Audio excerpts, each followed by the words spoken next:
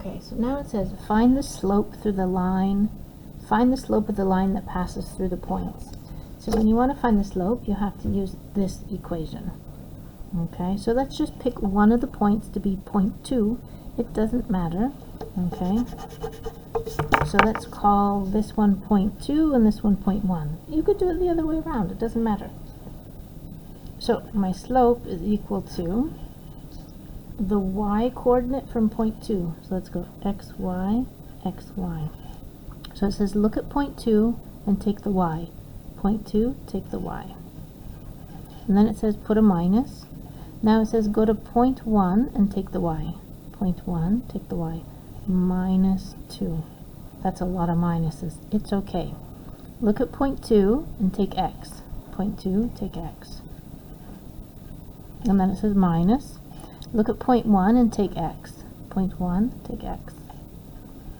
That's a lot of minuses, but that's okay. When we put it in our calculator, minus 8 subtract minus 2, minus 5 subtract minus 7.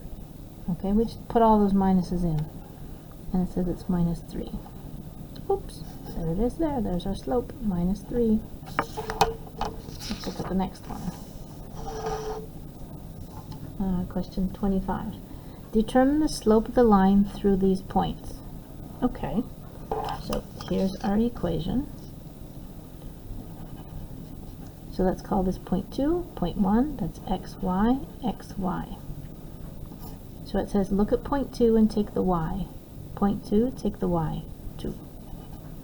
Put a subtract. Look at 0.1 and take the y, 12.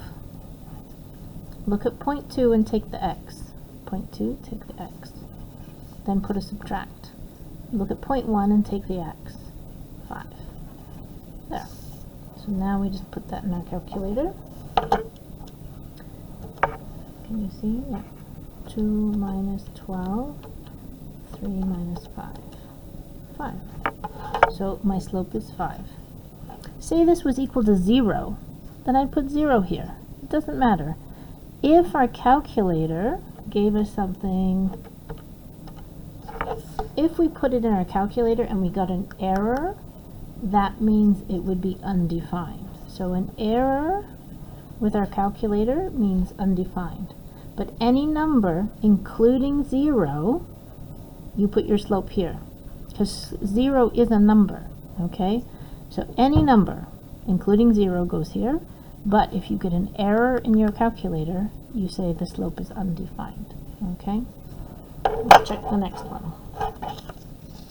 So it says, determine the slope of the line through these 2 points. Okay, so here's my equation. So here's 0.2, 0.1, x, y, x, y. Look at 0.2 and take y. 0.2, take y. Put a subtract. Look at 0.1, take y. 11. Look at 0.2, take x. 2. Put a minus. 0.1 and take x. 4.